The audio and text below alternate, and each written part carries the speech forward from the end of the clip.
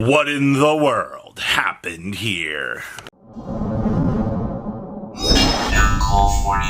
Well, make sure you guys smash the crap out of that Chaos Scepter blast button so you guys don't miss out more on this content. You know, I should be really surprised to see this card actually just kind of turning over and doing some dumb things, because it feels like Chaos Scepter Blast is a topic of conversation with the casual Dark Magician player base like every other time we get new support, because they're like, oh my god, you know, a level 8 or higher spellcaster monster.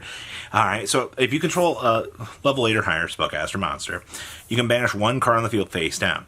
And if this card in its owner's spawn trap card zone is destroyed by an opponent's card effect, you can special summon a Magician of Black Chaos or a Dark Magician of Chaos from your deck, ignoring those summoning conditions. Now, please do keep in mind, both of these cards are specifically mentioned via name.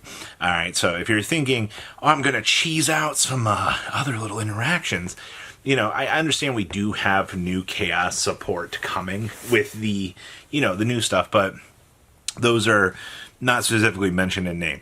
If not, you would just be playing this as a form of a banish face down interruption against something that, you know, your opponent might actually be trying to throw at you, which I guess is fine, but also, you know, if you're trying to play this for its secondary effect, you're just going to be running into like a consistency nightmare of brickery. And I don't really feel like that's what this deck wants to be doing. I really don't feel like you want this deck to be, you know, an inconsistent nightmare at best. So that's kind of where I'm sitting right now. We have consistency to think about in terms of things, and it's just like, why are players so hellbent on picking up cards like this that don't really serve the greater intentment of the strategy? I don't really know, but it's always funny to think about. Aleister and friends.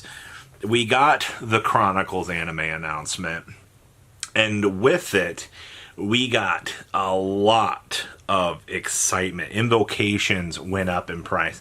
Aleister the Invokers in multiple listings available. I mean, you can still go on TCG Player and you can still buy, you know, one from one seller, one from another. You know, the ability to try to get 3 from the same seller, unfortunately, has kind of vanished, which, well, you know, I'm not exactly happy about that, like most people are, but it just means you're going to be waiting a little bit longer to receive those cards. But we know for a fact that the 4 themes within that lore are going to get some future support.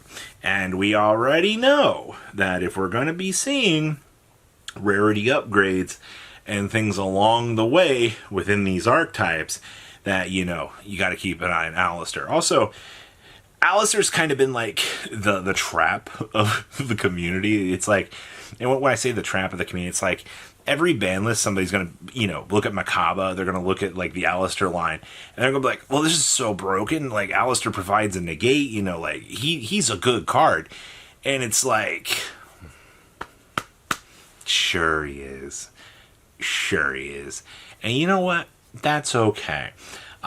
We all fall for the Aleister the Invoker rabbit hole every single time something comes up. But really, though, things like Invocation, things like, you know, Aleister, they have experienced a decent amount of upticks right now because players do seem to, you know, think it's going to be crazy. I mean, it might be. All right. We just know based on the exact pattern, you know, that we've had, that you can expect some Aleister the Invoker support, because it's going to be quite fun, because that's exactly what he does. Centurion. So the reason why I want to mention this is before we had the announcement for, you know, the Primera reprint, Centurion stuff was at least moving at a decent pace. Now, we do know Stand Up and Primera both were on the up for, you know, the conversation, because there is Elf Note Centurion in the OCG, which has been performing very, very well, by the way. That deck actually seems kind of fun. And I'm kind of excited to see, you know, how the TCG is going to kind of adapt that. Because the deck just kind of comes down to, like, how many level 12s can you just kind of spam through? And also, you know, you've got access to a natural level 12 within your Centurion strategy. which just means, I'm now getting access to Crimson Dragon as well. And, typically when Crimson Dragon's getting involved with these shenanigans, that, you're going to be running through some kind of crazy, stupid ideas. So right now, while we do have expected reprints coming for probably the more important stuff, you got the rest of the Centurion strategy to kind of figure out, what do you need to pick up Trudeas? Do you need to go through some of the synchros that are available? There are other things within the scope of the pool of cards that you are going to have to go back and re-reference just to kind of make sure, oh, hey, I do need to make sure that I have a copy of this to make sure that, I can do the best build I can. Also, you got to go pick up Elf Note cards, too, if you want to try to build that build, because that deck, like I said, you've got a couple of different variations within the meta that we're about to swing into here, and Elf Note Centurion has been providing some different and consistent results. Elf Note's just a very, very stupid deck all the way around. Herald of Greenlight. Didn't we make a topic about this a while back? And it's going even further beyond. So we talked about this card a couple weeks back when we started to see it kind of have its rise to fame in Genesis format. We talked a little bit about Herald of Orange Light and Herald Green Light, which were both just, they're -1s in the way that they interact, but they were kind of starting to take over with the splashability of different fairy strategies. And all of a sudden, the amount of Herald of Green Lights that has been available on the market has greatly reduced itself.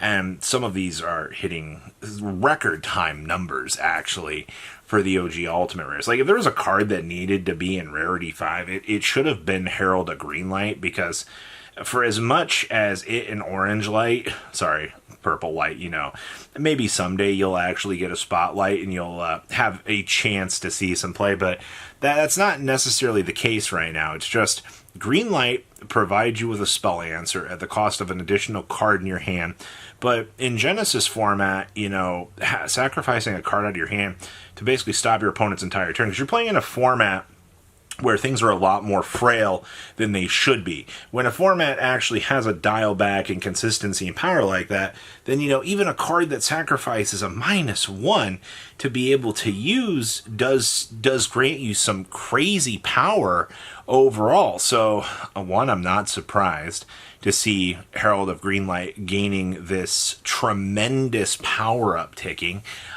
in just, Dark Lords and other things as well. But, it's just a card that you look at in Genesis format and you're like, yeah, this is very, very, very powerful, and it is able to do exactly what we want it to. And then we have Shadow Mist.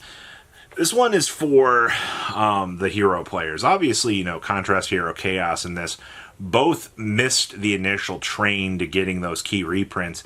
And it's very frustrating to look at and see, hero players sitting here waiting on the last little pieces that they've got to receive those major rarity upgrades, which, another punted opportunity out the door on Konami's behalf, missing, the cards that the players actually want to see.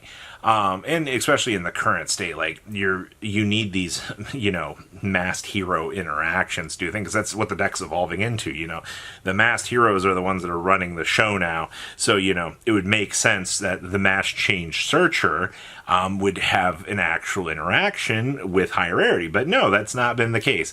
Konami has just seemed to forgot about this. It looks like Shadow Mist right now it started to hit like the $4 mark, which is nothing too bad to think about, but it's really sad when you look at the common, and you also see the common has a $4 attached price point at this point. So I don't exactly know what to say at this stage. Like, I'm really not truly surprised to see what's been happening, but it's very interesting.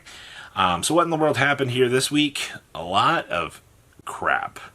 But it's to be expected because hype, future ideas, future meta, all these things drive the market by the day, and they tend to be the big outliers. So you guys keep a smile on your face. You guys have a good rest of your day, all right? Peace out.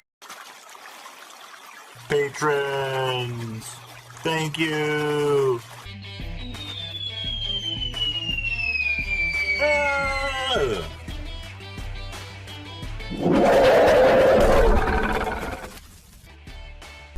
Thank you so much for watching. Check out these other videos.